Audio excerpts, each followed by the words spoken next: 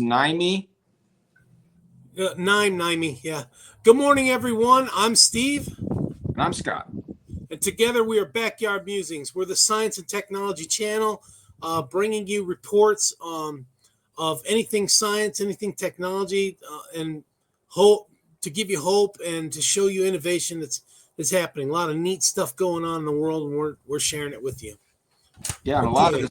a lot of this stuff is not in the mainstream news, right? Yeah, it's not, and it's just not getting coverage, and that's why we're latching onto this, and we find it interesting too. A lot of the stuff we find interesting. Absolutely. Um, so here we go. Researchers have discovered that a new diet, give me a break, right, inspired by the traditional eating habits of non-industrialized societies, can significantly lower the risk of several chronic diseases. They also plan to make the diet's recipes available to the public. In affluent countries like Ireland, I don't know why they mentioned Ireland, this report, modern diets, high in processed foods and low in fiber, that's like right down the block, that's right here, Right. have been linked to a sharp rise in chronic conditions such as obesity, diabetes, and heart disease. You probably see that in your community, right, where you are. All this, according to a study published January 23rd in the renowned scientific journal Cell. Would you like to know more for your New Year's resolution? So Naimi or Nime is a diet designed to replicate the eating patterns of non-industrialized communities and has shown remarkable health benefits in a human trial. After just 3 weeks, that's a pretty short time for a diet, right? Participants Yeah. experienced significant improvements in their metabolism and immune function. The diet led to promoted weight loss, decreased bad cholesterol by 17%, reduced blood sugar by 6%, reduced C reactive protein, a marker of inflammation and heart disease, by 14%. So Yeah, so pretty good. um, I did this diet, and it wasn't called NIME, and you'll see what NIME stands for later in the show. But I did this diet with great success. That was in like 2008 and nine, and I lost the first. I did a sugar detox is what it's called for the first 2 weeks, and I lost 15 pounds. And then by the end of, oh gosh, I don't know how many days, 3 months, maybe 2 months, I had lost 75 pounds. And it was just cutting out certain foods, but the non-industrialized, actually cooking and using greens and meats and herbs and spices. That's what it was. Is cutting out all the processed stuff. So let me keep going. These improvements were linked to beneficial changes in the participants' gut microbiome, the home to trillions of bacteria that play a vital role in our health, influence digestion, immunity, and metabolism. The research was conducted by an international team of scientists led by Professor Jens Walter, a leading scientist at University College Cork, that's Ireland, where he holds a Research Ireland professorship. The human trial was performed at the University of Alberta in Canada, Professor Walter's previous institution.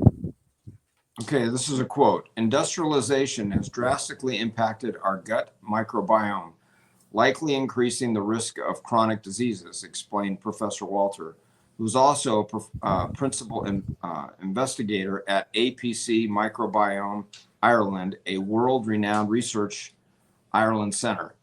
Back to the quote. To counter this, we developed a diet that mimics traditional non industrial dietary habits and is compatible with our understanding on diet microbiome interactions. In a strictly controlled human trial, participants followed this diet and consumed, L. reuteri, Yep. a beneficial bacterium prevalent in the gut of Papua New Guineans, but Yep. rarely found in the industrialized microbiomes, unquote. So it comes to like Papua New Guinea, you don't have a McDonald's on the corner competing with Burger King on the opposite corner. You know what I mean? Where you can just go down and I'm hungry, boom, get something and go. So They don't have that. So they got to take the time to cook. no $5 meal deal, huh? No $5 meal deal, and no cookies first.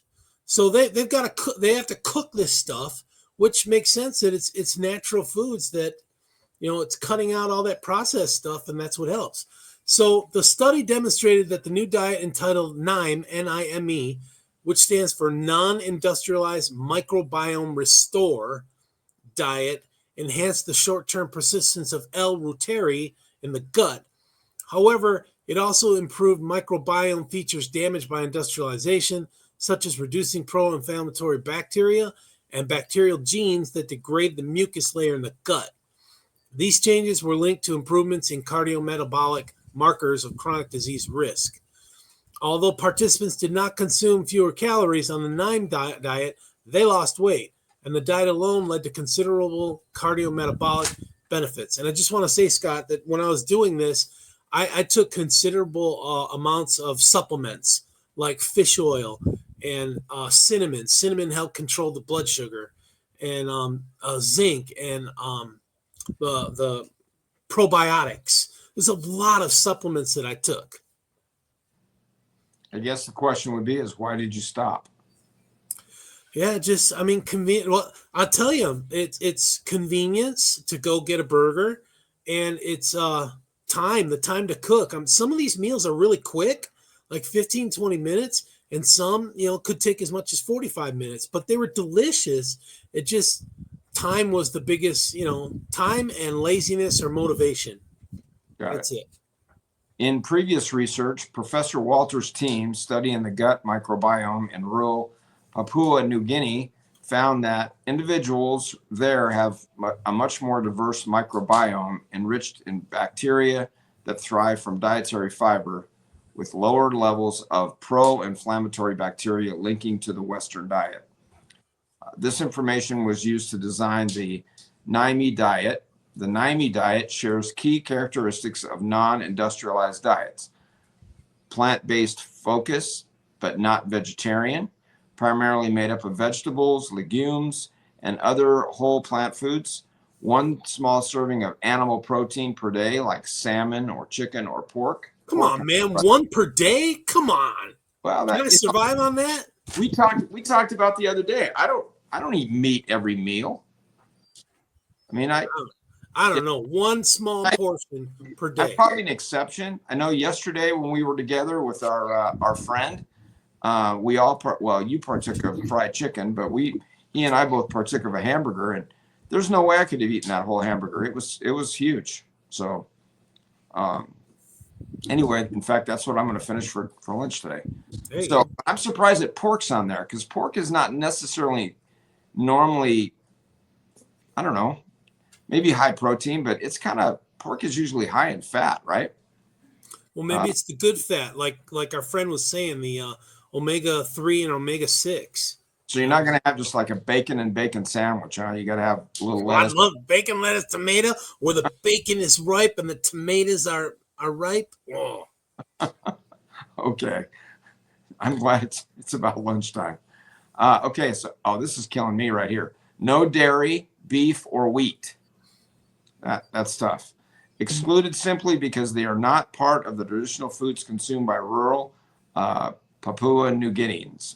Right, and the dairy, the beef, and the wheat. Well, beef is questionable, but the dairy and the wheat, it's a no-brainer. That's if you're trying to lose weight by eating traditional non-industrialized foods, you take that out. That's a tough one for me. Very low in processed foods that are high in sugar, saturated fat. I get that. Fiber-rich, fiber contents with 22 grams per 1,000 calories, exceeding current dietary recommendations. So, okay, here's a quote. Everybody knows that diet influences health, but many underestimate the magnitude, said Professor Walter. Commenting on this study, Professor Paul Ross, director of APC Microbiome Ireland, said, quote, this study shows that we can target the gut microbiome through specific diets to improve health and reduce disease risk. These findings could shape future dietary guidelines and inspire the development of new food products and ingredients, as well as therapeutics, which target the microbiome. Again, quote, the recipes from the NIME diet will be posted to our Instagram at NIME diet. and Facebook pages, and they will also be included in an online cookbook soon. It is important to us to make these recipes freely available so that everyone can enjoy them and improve their health by feeding their gut microbiome, said Dr. Anissa Armet from the University of Alberta, a registered dietitian who designed the NIME diet and one of the lead authors of the publication. So let me just comment on one of the major staples that I used during this diet. It was chicken soup. And so I'd cut up onions and celeries and carrots, and I'd fry them up in like olive oil, and then I put like the big things of chicken broth, like 3 or 4, right? And then I put a whole chicken in there, just the whole chicken, and I'd let that boil and cook for 3-4 hours, and then I'd turn the heat off, and then I just use like the tongs, and I start picking out the bones and the cartilage and the skin. What about the feathers? Oh, it was all already feathered. It was already defeathered. Okay. Yeah, it was like a chicken you buy at the store. Got you. Yeah, no feathers included. No guts? The intestines were already taken out and everything. Gotcha. Yeah, that was taken out. And so the meat just fell off, and that was my very natural chicken soup. It was totally all natural, and it was like a wonderful filler. Tasted good. Put your little spices in there. Tasted really good. And you could eat that for how many meals? 3 days, 3 days. Yeah, and these little Tupperware packs that are round and about 3 inches tall. That'd be a good meal. And that would last 2-3 days. You're right. That's a lot of work. It is a lot of work to pick those bones out. Yep. Yeah. All right, everyone. Thanks for joining us. We hope you enjoyed the show. This is obviously a good guideline, definitely. So, yep. Right. Thanks, everyone. Take care. Enjoy your Sabbath. Take care, everyone.